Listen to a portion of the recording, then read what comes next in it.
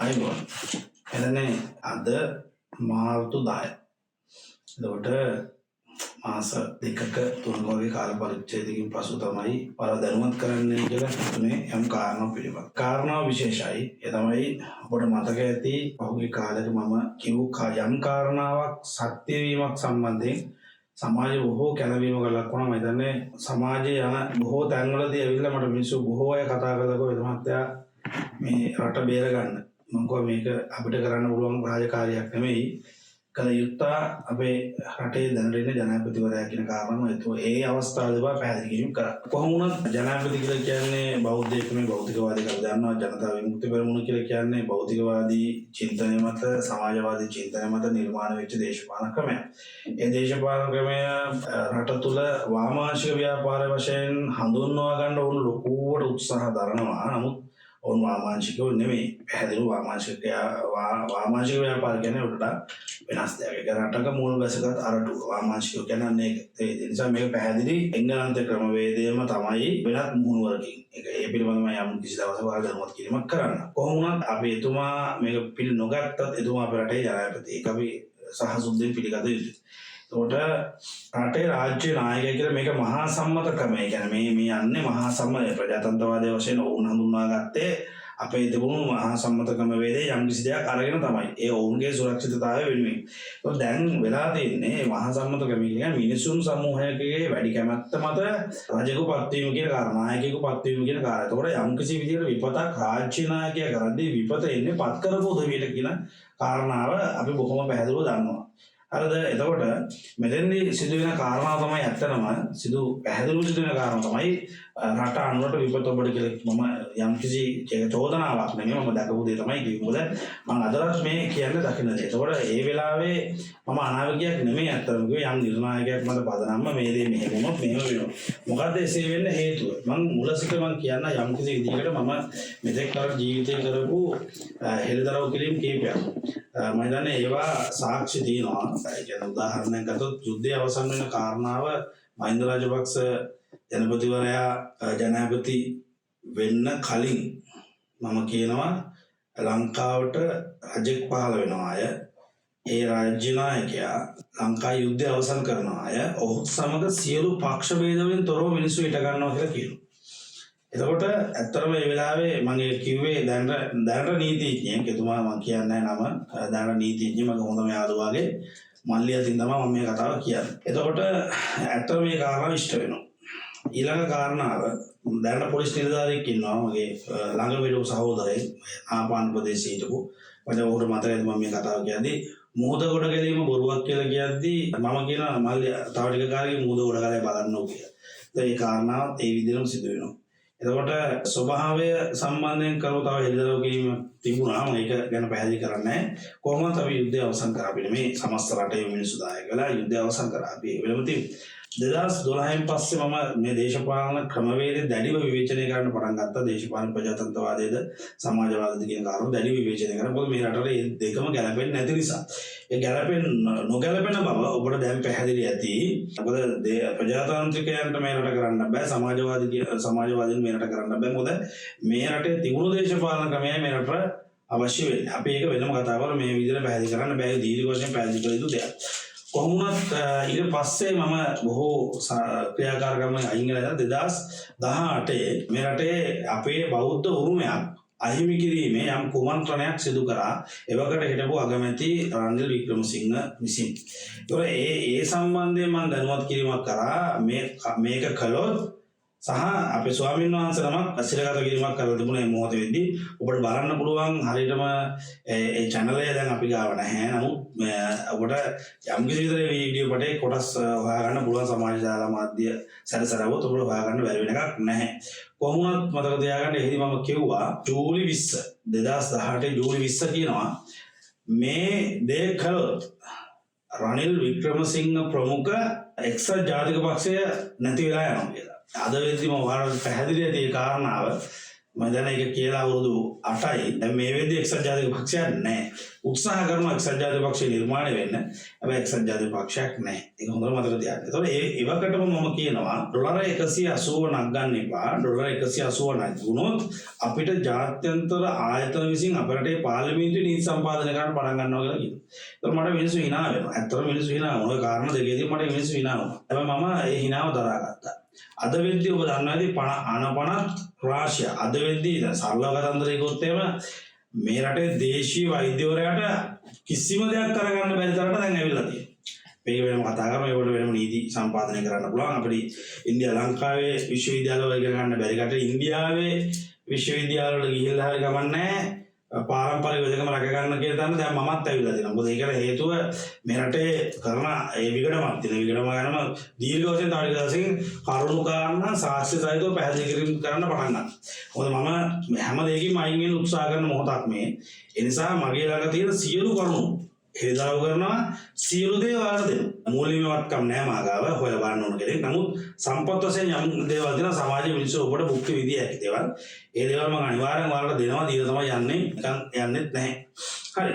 ඊළඟ කාරණාව තමයි. එතකොට මම යම් නාලිකාවකදී කියනවා ස්වභාවය කියන්නේ 2019 සිංහල බෞද්ධ රජකපත් නොවුනොත් මෙන්න මේ කාරණා වෙනවා. කියන්නේ ලෝක යුද්ධයකට සමාන යුද්ධයක් ඇති වෙනවා.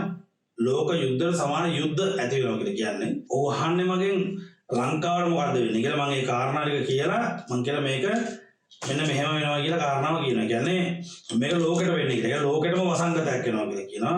2020 ලෝක තීරණාත්මක වර්ෂය කියලා කියනවා. ඒ වසංගතය ඇවිල්ලා. ඉතින් ඒක කවුරුත් ඇහුවේ නැහැ ඒ වෙලාවේ. ඒ මාස 8කට කලින් කියන්නේ. හැබැයි කවුරුත්ම ඇහුවේ නැහැ. ඒ වගේම ඔබට මතක ඇති මම පාස්කු ප්‍රහාරය සම්බන්ධයෙන් බොහොම පැහැදිලිව ප්‍රකාශයක් තියෙනවා. මගේ channel එකේ දැන් නැති වුණා. ඒ වීඩියෝ වල කවුරු කෙනෙක් සංගවලා තියාගෙන නැති කොහේ හරි දවසක කවදාද දවසක මම මියදුණු දවසට මේවා එළියට එයි. ඒක ගැල්ලුවක් නෑ මට. එතකොට හරියටම මගේ පඩිගත කිරීම කරන්නේ අප්‍රේල් 2019 අප්‍රේල් 11. එතකොට ඒක අපි පටිගත කිරීම විකාශය කරන්නේ 19. එතකොට මම කොහොම පැහැදිලිවම පන්සල් සහ පල්ලි වලට ගහනවා මුස්ලිම් දරුවෝ බෝම්බ ගහනවා කියලා කියනවා. එතකොට මේ කාරණාව වෙනම කතාවක්. ඔන්න ඒකත් හරිය. එතකොට මම ගෝඨාවේ කියන්නේ ඇමරිකානු පුරවැසියෙක් ලංකා ජනපති කරන්න එපා මේ රට විනාශයක් වෙනවා කියන කාරණාව කවුරුත් පිළිගත්තේ නැහැ. එතනින් උඹට ගිහිල්ලා ස්වභාවය වෙනස් වෙන ලෝකයේ ස්වභාවය වෙනස් වෙනවා කියනවා. ස්වභාවික විපත් වැඩි වෙනවා කියනවා. ඒ පුද්ගල ඝාතන ප්‍රමාණය වැඩි වෙනවා කියලා කියනවා. කිසිම කෙනෙක් ගණන් ගත්තේ නැහැ. ඊට පස්සේ මම බොහොම පැහැදිලිවම ගෝඨාභය රාජපක්ෂගේ ජයග්‍රහණය ගැන කියලා. ලංකාවේ කොයි මම අනාවැකිකරුවෙක් නෙමෙයි. ඒක කෙලින්ම කියනවා මම අනාවැකිකරුවෙක් නෙමෙයි. මම හැම වෙලේම කියන්නේ මේක කළොත් මේක වෙනවා කියලා. මම හැම වෙලේම කියන්නේ විද්‍යාත්මක යම් කරුණක් මත සමහර එක විනිශ්චයක් මත කියනවා වෙන්නත් පුළුවන්. ඒක කවුරුත් මගෙන් අහගන්න ඕනේ නැහැ. නමුත් කියන දේ ගැන පොඩ්ඩක් අවධානයෙන් ඉන්න කෙනෙක් මම මේ කියන්න උත්සාහ කරන්නේ. ඒතකොට මම මේ වෙලාවේ කොහොම මිනිස්සු ඒක ගණන් ගත්තේ නැහැ. කොහොමද ගෝඨාභය රාජපක්ෂ දිනනවා හැබැයි 2022 වෙද්දී එයාට ගහලා පන්නනවා කියලා කියනවා. ඒක පිළිගන්නේ නැහැ. ඒක එලා මට කවදාවත් ලංකා ඉතිහාසයේම දෙයක් වෙලා නැහැ කියලා කිව්වා.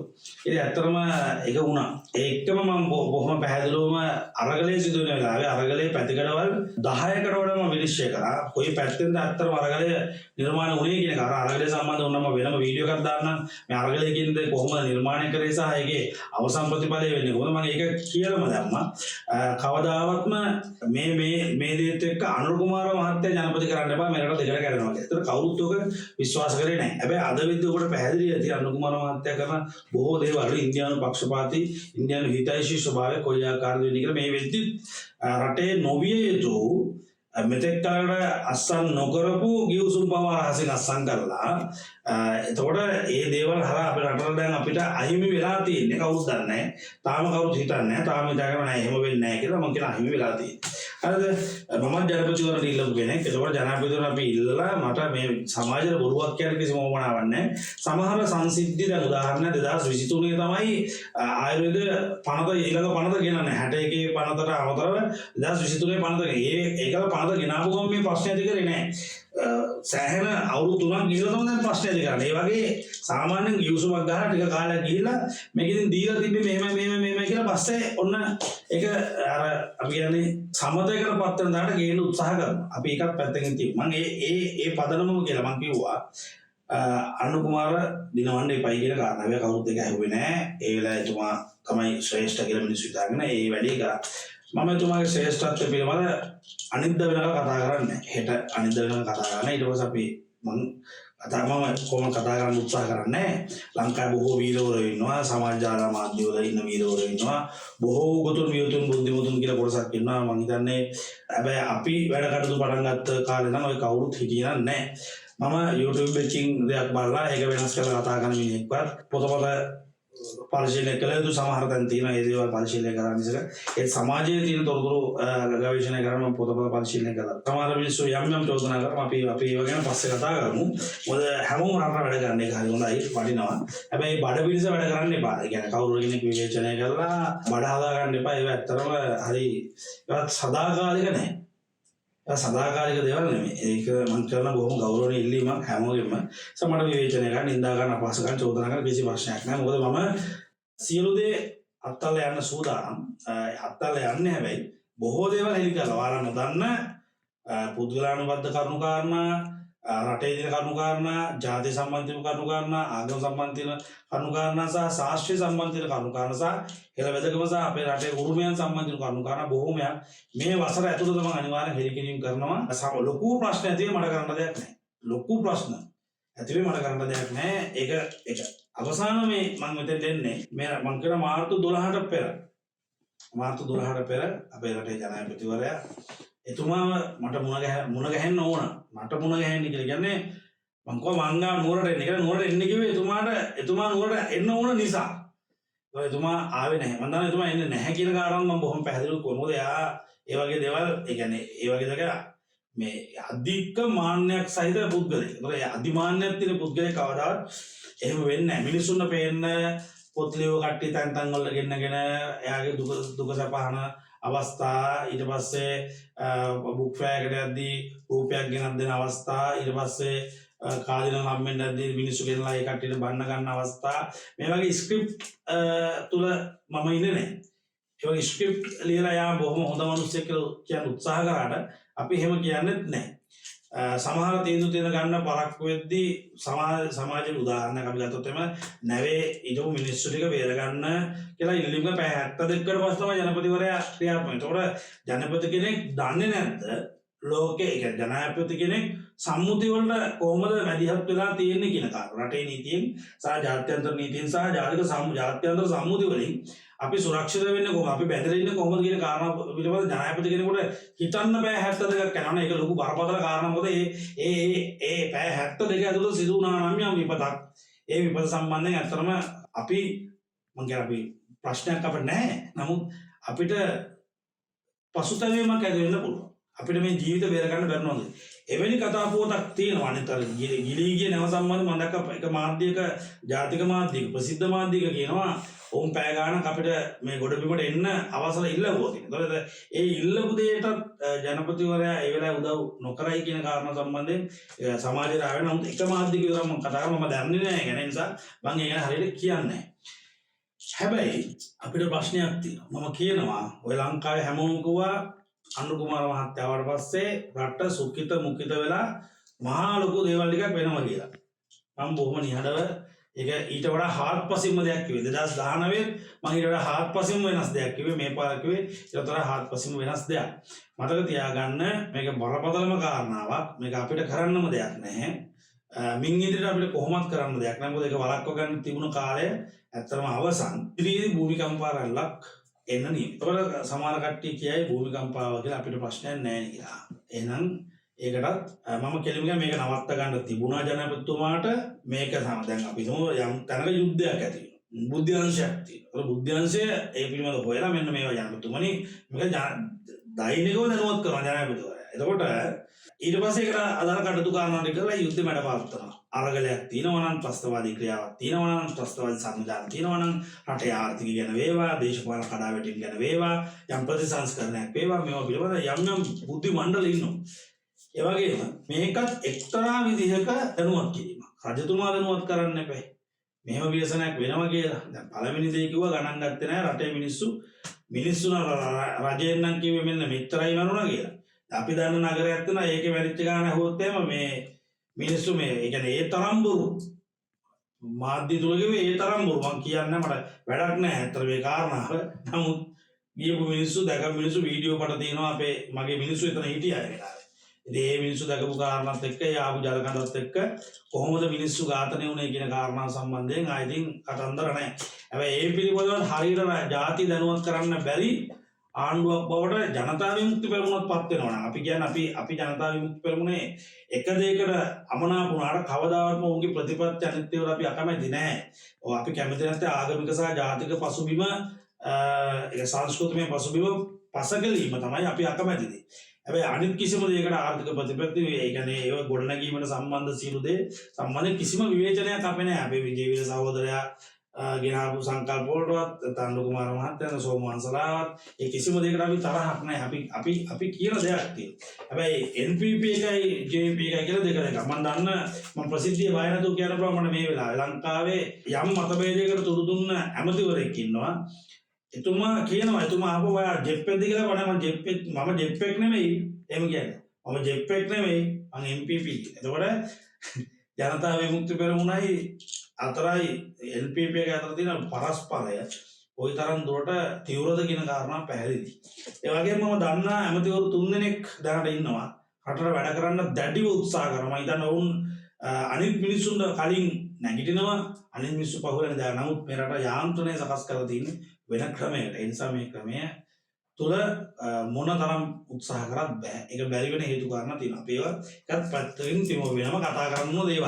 හැබැයි බලපදලම කාරණාව රික්ටර් මාපකයේ මම හිතන විදියට මම විශ්වාස කරන විදියට රික්ටර් මාපකයේ 2.3 2.4 2.5 කියන සීමාවෙන් පටන් අරගෙන රික්ටර් මාපකයේ 8 ඉක්ම වූ භූමිකම්පා කීපයක් රට තුළ සිදු වෙන්න පුළුවන්. ඒකට වග කියන්න ඕනේ ජනාධිපතිවරයා සහ නූතන ආණ්ඩුව. මොකද හේතුව අපි මං හෙළිදරව් කිරීමක් කරා. හැබැයි ගණන් ගත්තේ නැහැ. මේකෙන් ජීවිත නැති. පරපතම මෙතෙක්කල් ලංකාවේ වියසන වුණා. ඒ කියන්නේ භූමිකම්පා වුණා. හැබැයි ජීවිත නැති වුණේ නැහැ.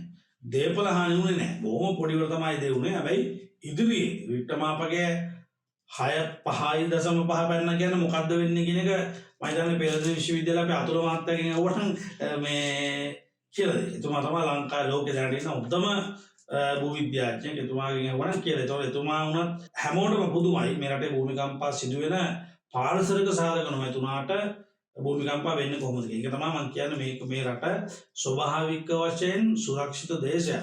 මේක කාටවත් ඕන විදිහට පාලනය කරන්න බෑ. මේක මේ රටේ මූලධර්ම මත ගොඩනගන්න ඕන දේශපාලන ක්‍රම, ආර්ථික සමාජ සංස්කෘතික කියන දේවල්, අධ්‍යාපනික තාක්ෂණික වෛද්‍ය කියන දේවල්, සෞඛ්‍ය කෘෂි කාර්මික කියන සියලු ශේෂ්ඨ මේ රටට උචිත ක්‍රමයකට නිර්මාණය කරන්න ඕන කියන කාරණා තුල මම ඉන්නේ. එතකොට මේ භූමිකම්පාවේ පරිස්සම් වෙන්න මට කියන්න බෑ කොයි සීමාවද දෙන්නේ කියන එක. මට එහෙම කියන්න තරම් මම දක්ෂයෙක් නෙමෙයි කියලා කියන්නේ නැහැ. ඕක කියලා කියන්නේ මට දින කාලවක වන්නම් ඕන්න සමාන මට කියන්නත් පුළුවන් වෙයි. ඔබ දන්නවා ඇති චමුදිතගේ වීඩියෝ එකේ මම කියනවා චමුදිත මම අහනවා වා ඔය කියන විදිහට භූමිකම්පා මාර්තු 10 පස්සේ භූමිකම්පා එනවා කියලා චමුදිත අයියා කියනවා. මම කියනවා ඔව් කියලා මම කියනවා නෑ ඊට කලින් පටන් ගන්නවා කියලා කියනවා. ඒතර එකක් භූමිකම්පා ඊට කලින් පටන් ගන්නවා කියලා කියනවා.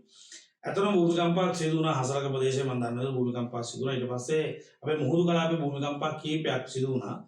කවුරු කෙනෙකුට හිතෙන්න පුළුවන් මේවා මේ හරි විහිළු ඒ ස්වභාවයේ සිදු වෙන සංසිද්ධි කොහොමද රජයට බලපාන්නේ කියලා හැමදාම ප්‍රශ්න කරනවා මගෙන් දේශපාලනය කොහොමද ඒක ඒ පිළිබඳ මම හිතන්නේ බුදුදහම පිළිබඳ දන්න කෙනෙක් කියනවා මගෙන් කවුරුත් ඒක නෝ ඉගෙන ගන්න බෞද්ධ දර්ශනය පිළිබඳ දන්න කෙනෙක් ඉන්නවා නම් අවුරුද්දම ඔය ගැන මගෙන් ප්‍රශ්න අහන්නේ නැහැ. බෞද්ධයෝ මම හිතන්නේ බෞද්ධයෝ නම් මගෙන් ප්‍රශ්න අහන එකක් නැති වෙයි. එහෙනම් බෞද්ධ දර්ශනය ගැන ඉගෙන ගන්න බැරි නම් ඇවිල්ලා මගෙන් අහන්න පෞද්ගලිකව මට කියලා දෙන්න පුළුවන්. මම උගන්වන්නේ නැහැ මේ භූමිකම්පා ඇති වෙන්නේ කොහොමද කියන කාරණා. භූමිකම්පා සහ රාජ්‍ය නායකත්වය අතර ඇති බැඳියාව නැත්නම් ස්වභාවික විපස්සනා රාජ්‍ය නායකත්වයත් එක්ක තියෙන බැඳියාව කොයි වගේද කියන කාරණාවට උත්තර ත්‍රිපිටකයේ තුල තියෙනවා. නිසා ත්‍රිපිටකය කියවන්න මම වෙන මොනවත්ම කියන්නේ නැහැ. ඉතින් මගේ දේශනේ නවත්තනවා. ඊට පස්සේ දැන් මේ කාරණා වෙන්න පටන් ගන්නදී ලංකාවේ එක දේශපාලඥයෙක් 2029 මේ රටේ රාජ්‍ය නායකත්වය ගන්න බලාගෙන ඉන්න පුද්ගලයෙක් මේ දේවල් මේ ව්‍යසන නවත්තන්න උත්සාහ කරනවා. ඔහු නවත්තන්න උත්සාහ කරන්නේ මේ ඔහුගේ රාජ්‍යත්වය ගන්න නම් අනිවාර්යයෙන්ම අනුර කුමාරගේ රාජ්‍යත්වය තියෙන්න ඕනේ. ඒ නිසා තමයි ගුරුනාථලා 19ක් ගෙනලා ලංකාවට තමන් ළඟ තියාගෙන කන්න බොන්න දීලා අනුර කුමාර සහෝදරයා දිනවන්නේ. අනුර කුමාර සහෝදරයා දිනවන්න ඔහු කටයුතු කාරණා කරන එක හේතුවක් ඔහුගේ පවුලට තියෙන සියලු චෝදනාවලින් නිදහස් වෙන්න නම් අනුර කුමාර සහෝදරයා තමයි දිනන්නේ. ඒකට අදාළ ටික ඔහු කරගෙන යනවා කිසි ප්‍රශ්නයක් නැහැ. ඒක කෝටි ගණන් බිලියන ගණන් වියදම් කරලා ඒක කරගෙන යනකොට මේ භූමිකම්පාව කියන දේ ඇති වුණොත් අනුකුමාර මහත්තයාට දැඩි ප්‍රශ්නයක් එන්න පුළුවන්. ඒ නිසා තමයි අනුකුමාර මහත්තයාට ප්‍රශ්නයක් එයි කියලා තමයි මම කලින් කිව්වේ. කරුණාකරලා අනුකුමාර මහත්තයෝ එන්න නැත්තම් මාව ගෙන්නන්න මම එන්න රටේ නායකයන්. හැබැයි මාර්තු 12 පස්සේ මම ආවත් වැඩක් නැහැ. මම ඇවිල්ලා කතා කරලා මේක නවත්තන්න කියලා එහෙම කරන්න අපිට නවත්තන්න කියන්නේ නවත්තන ක්‍රමේ ජනාධිපතිතුමාට කිව්වා කියලා එදා නවත්තන්න බැංගුව ඒ විදිහේ ස්වභාවය තීරණය කරලා ඉවරයි. ඔබ දන්නවා අද මේ වෙද්දිත් ලංකාවේ මම හිතන්නේ එක සුවිශේෂී ග්‍රහ සංසිද්ධියක් සිදු වෙලා අවසන් නිසා මම හිතනවා කාලේ ඉක්මුණයි කියලා තමයි මම හිතන්නේ. මාර්තු 12 තමයි නිශ්චිත කාල සීමාව. මම දැක්ක මේ මට අදාළම නොවන කමෙන්ට් එකක් තිබ්බා මේ වෙන channel එකක්. ඒ channel එකේ කමෙන්ට් එකක් තිබ්බා භූමිකම්පාව ආවට පස්සේ මෙහෙමයි මේ එක මවුස් එක මේ පිළිබඳ සටහන් කරා. මම දැක්ක ගමන් හිතුවා ඔහු පිස්සෙක් කියලා. හැබැයි මට හිතෙනවා ඒ කිව්ව කාරණාව ඇත්තක් දෝ කියලා හිතනවා කියලා දාලා තිබ්බ කමෙන්ට් එකක්. ඒකෝට මම හිතන්නේ එහෙම හරි මිනිසුන් අවබෝධ වෙන ලොකු දෙයක්. ඒ වගේම গুপ্ত ශාස්ත්‍රයේ බොරුයි කියලා නෙමෙයි සමාවෙන්න. මේ රටේ රාවණා සතු ශාස්ත්‍රයේ බොරුයි කියලා බොහෝ විවේචන සිදු කරපු යුගයක් තිබුණා. මම හිතන්නේ ලංකාවේ ප්‍රසිද්ධම මාධ්‍යයක